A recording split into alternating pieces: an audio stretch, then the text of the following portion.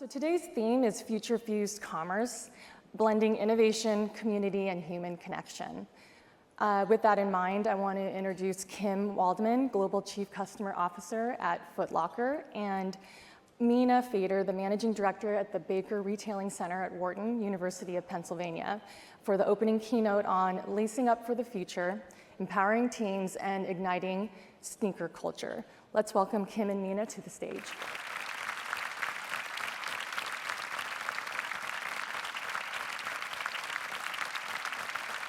Good morning, everybody. Kim, let's start with you introducing yourself. Tell us about your career, how you got to where you got to, and let's just start with an overview of Kim. All right, great. Well, hi everybody. I'm Kim Waldmann, Global Chief Customer Officer at Foot Locker, Inc. And I guess where I'd start is with undergrad. I was a liberal arts major as an undergrad. And that basically meant I had no idea what I wanted to do. It was sort of like Romeo and Michelle's high school reunion. You know that scene where they're like, oh, we want to be business women, right? Like that was sort of the idea that I had, as concrete as that is about what I wanted to get into. And the only companies that were recruiting on campus were finance. So I took that opportunity, and it wasn't ending up to be exactly what I wanted to do, but through that really learned how businesses made money, and also got introduced to retail management teams. And from there, kind of worked my way up. And I think what I tried to do is think about jobs where I could give and get in equal parts, right? Like, what am I bringing to have impact? But also, what am I learning? What am I taking away from it? And I think the real tipping point in my career was my role as VP GM of Sephora.com, $3 billion online business. And I think I was able to get to that based on the sort of tours of duty that I had done in different areas. From that, moved to Athleta, where the build for me was really about digital ecosystem. So moving from pure e-commerce to all the integrated aspects of the customer experience, connectivity to stores, and then we were selling leggings online in the middle of the pandemic. So as you can imagine, there were a lot of takers, definitely some explosive growth to navigate. And then in my last role at Foot Locker, the build has really been about brand. Foot Locker is this globally recognized, iconic brand with so much nostalgia, but we're really reinventing that for the next generation and bringing that brand proposition more broadly.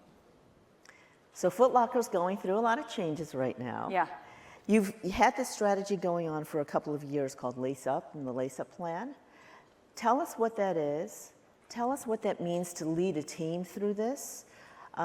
What does that mean for, how do you keep everybody motivated while going through these kinds of changes? Because I think retail as a whole is going through so much change. I think we could all learn from what it means.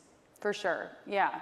So overall, the Lace Up Plan at Foot Locker is our strategy for driving long-term, sustainable, profitable growth introduced in 2023. And there are really 4 key pillars to that. Number 1 is about expanding sneaker culture, right? Inviting in more consumers, more women, creating more occasions to shop, more choices, and diversifying our brand portfolio. The second one is about powering up our portfolio, really focused on real estate and diversifying that, upping our game in terms of the brand standard of our stores. The third is deepening customer relationships. So think reinventing our loyalty program and having more personalized, data-driven communications across our experiences. And then the fourth is best-in-class omni. Foot Locker is known for our incredible in-store experience, the service level that you get. We want that to match in our online experience and really bring digital up to snuff. And so that's the plan, that's the blueprint. And to your question, repetition around that, making sure everybody knows that, and the North Star has been critical in the change management journey. But it's also about making sure the team feels enlisted in, how do we get there, right? The tactics, but also the sequencing of activities. And I think, an example that's really powerful is we set out to reinvent our loyalty program. That was a key part of the Lace Up Plan. And in our ivory tower in corporate, we had all the right answers of exactly what we should do. The benefits, our loyalty penetration was low because we hadn't marketed it the right way, right? You guys know those conversations that are had. But then when we went into stores, I cannot tell you the number of store associates who were like, Kim, it's actually not that easy to sign up for the program. Like, have you tried? Like, there's a lot of friction in the process. You've got to validate it on your own phone. Mall Wi-Fi is terrible, right? And so we listened, we took that, and then priority number one became just fixing the customer journey. And the results were phenomenal. In Q4, we shared over 50% of our sales are now through loyalty. That was up from 20% just 1 year before. So a 30-point swing from kind of that store insight. And I think the takeaway is like, okay, you've got to have a vision for sure, but making sure that the team is enlisted in the solution is ultimately what's going to get to the best outcomes. You get a lot of data from this loyalty program. What do you do with the data overall? How do you keep the customer engaged? What does it mean from your staff and your employees? How do they balance what you're hearing from the customer versus what the data is actually showing and making sure that they tie together well? Right, absolutely. Yeah, I mean, I think what I try to do in terms of like the culture that's created to balance those things is create a culture of asking why, right? Like, why is that number that way? Why is that metric lower than that metric? You know, in business reviews, you can sometimes just be reporting the news, and it's like, well, what's behind the trend of why that product sold and that didn't? And I think that culture of why leads to two things, right? One is that people come with a hypothesis on why something's happening that is grounded in data. But two, it encourages more of kind of the dialogue, debate, back and forth to build to more kind of second or third order thinking about why something is happening. I also think in our industry, we tend to talk about data as if like the only data is quantitative, right? Like a spreadsheet has a monopoly on data. But the reality is like consumer insights are data. Macro trends are data. What competitors are doing and really being successful with this data. And so I try to think, yes, data-driven, but I think if you define it a little bit more broadly, that allows the art and the science to live more in tandem. Well, the data seems to be showing that the world has changed from one where retailers and brands tell the consumer what they want to the world where now the consumer's telling everybody else what they want. How do you manage that? Yes, it is quite the shift. Well, I guess the first thing that I would say is I do think Foot Locker, with our kind of brand DNA in sports and basketball culture, has taught us how to be agile, right? Like SGA brings home Game 7 for Oklahoma City, go Thunder. Like we gotta be ready, right? Like we gotta be ready with the social story, we gotta be ready with the homepage slider that's talking about the jerseys, right? That is true in 2025. That has always had to be true for our brand. And so I think we've built those processes for agility and responsiveness. We also have a team that is in the group chat, as my team likes to say, right? Like they are culturally tapped in and a part of the conversation. And that means that they're on the pulse of what's happening and bringing those ideas and allowing us to act quickly. And then the last thing I would say is our store teams, right? I mentioned them earlier, but they are on the ground with our customers every single day, super culturally connected. And so what we try to do is create really intentional loops for them to provide insight and feedback and direction, but also leverage them for things like real-time content creation. You know, Striper Talk is real, right? And that allows us to be much, much more creative, agile, see what's happening with the customer, but bring it to life in a really authentic way. So the customer is also saying right now that there's a lot of women that are involved in this, not in the business, from a consumer standpoint. You're expanding your business on the women's side. Tell us about that. What's that look like? Yeah, so as I mentioned, you know, the first pillar of our Lace Up plan, expanding sneaker culture, is all about inviting more people into the culture. Women are a really big part of people, right? They're a big, big segment that, you know, historically hasn't been spoken to as much through the lens of sneakers. But I'm sure as a number of women in the room here today are absolutely a part of that culture.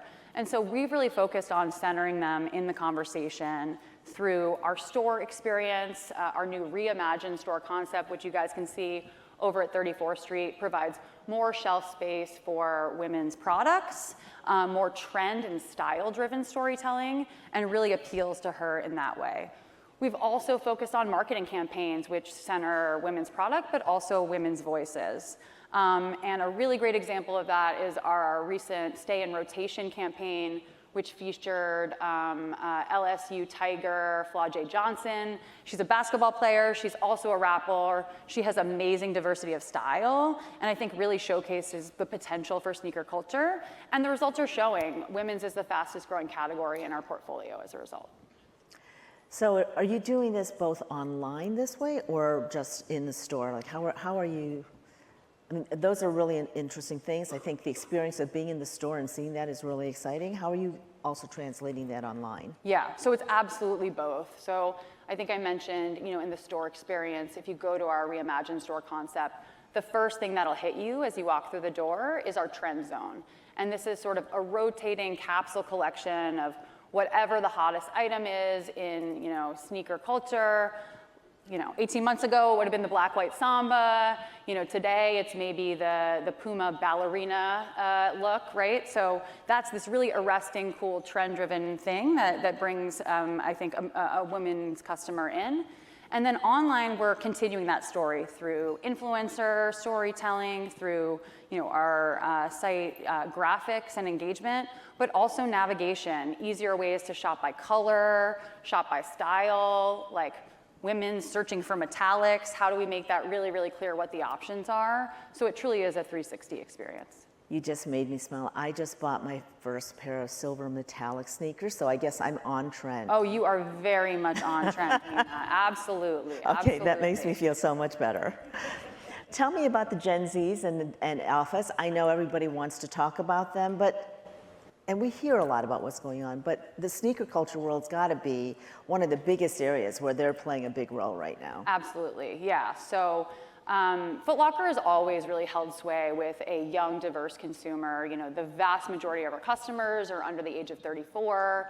Teens are the fastest growing age group within our portfolio. And so it's been really important that we have been tapped into the youth culture for a long time. And what we're seeing in the insights from Gen Z in particular is, they're a little bit worn out by the hype culture around sneakers and this idea of just accumulating more and more stuff just to put it on a wall and take a picture, right? Like, how about you actually wear the sneakers that you buy, right? And where we're seeing them connect into sneaker culture more and more is this idea of self-expression, this individuality, that they can rotate and try on different looks and explore different personas through the lens of sneakers. And so that's something we're really trying to celebrate and lean into because it is organic for Gen Z, but it's a bit of a shift maybe from prior generations. So is there more customization that goes with that too, if they're really trying to find a way to express themselves? There's definitely customization happening. That's also an opportunity in our 34th Street store to put your own spin on it. Jewelry is happening as well, little adornments for your sneakers. I have mine. Let's see that. It says Manhattan. I think I got it from that store. There you go. And this side says Brooklyn. Perfect, great example. But I think the big insight is more around, it's not about having the one sneaker or the item or the must-have. That's a part of it, but it's having all of the options and being able to lean into different looks and styles depending on your mood or what you're trying to express at that given moment. How much of that is driven by data versus kind of what you're seeing overall? And I'm just curious because it's hard to really get a clear picture. Gen Z and Alphas, I work over at a university, I see them all the time. You ask 10 people and you get 10 very different perspectives of what they are. I don't think they're as narrowly identified as a group. Yeah, I think there's this sort of duality and tension, right? There's absolutely still kind of the hot trend or the item that consumer segment gravitates to. Right now, it's I mentioned the ballerina. It's the sneakerina, right? It's this blending of ballet flat and sneaker, and it's all over TikTok, and it's a look that everybody's leaning into. But I think it's a little bit like how you wear it and how you dress it up and bring your own personal style to it that is really unique in the lens of Gen Z. And it's not just dressing kind of for the one shoe, but it's kind of the holistic style approach. We need more sneakers, I guess, is what you're telling us. That is part of what we're trying to do, yes. So can you tell us what are 3 to 5 actionable leadership lessons you'd want everyone here to remember as they guide their own organization through these kinds of changes? Yeah, for sure. So I think the first one we talked about at the beginning, which is like build a vision and repeat it over and over and over again. The Lace Up plan, as I mentioned, the 4 pillars, every single person in our company knows that and can sort of recite back what we're focused on. And I think sometimes as leaders, you think like, oh my God, I've said this thing ad nauseum. You can never say it enough, right? And so I think that's really critical. Second, I would say enlist the team in the plan for change, right? So have the vision, but the sequencing, the tactics, the how you get there should be an engaged kind of bottoms-up process. And then the third thing I would just say is like creating a culture of curiosity where you're celebrating the wins, but you're celebrating the learns just as much, right? Because I think if you only reward the wins, if you only reward being right, then you're only going to get sure bet answers back. But if as a leader, what you want to do is encourage creativity, you want to encourage big swings, then you've got to applaud and put on a pedestal when someone tried something and maybe it didn't work out, but they learned something from it and then they're moving forward. Okay, so let's end on a fun note. Let's do it. All right. What's one new sneaker trend? And let's not talk about the sneaker arena. Yeah, I already gave you guys that secret. I know, so yeah. Don't give me that one again. Talk about a trend that you see. What's one new sneaker trend your team is excited about? And something that we all need to keep an eye on, because I want to be at the forefront, not behind. All right, let's go. Well, actually on the men's side, but it's translating to women's as well, we're seeing a lot of visual technology in shoes. So, performance is obviously a trend across the retail marketplace, but being able to see that tech very visually in the shoe. Actually, the shoes I'm wearing right now, Nike Shox, the boing is back, right? So you can see that chunkiness, that platform. That's gonna be a really big look for back to school season, holiday, and beyond. That's for both male and female? Both men and women, yeah, absolutely. All right. Add it to your shopping list. Around that.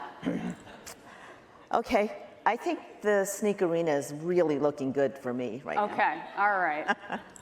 Thank you so much. Awesome, thanks Mina, thanks everybody.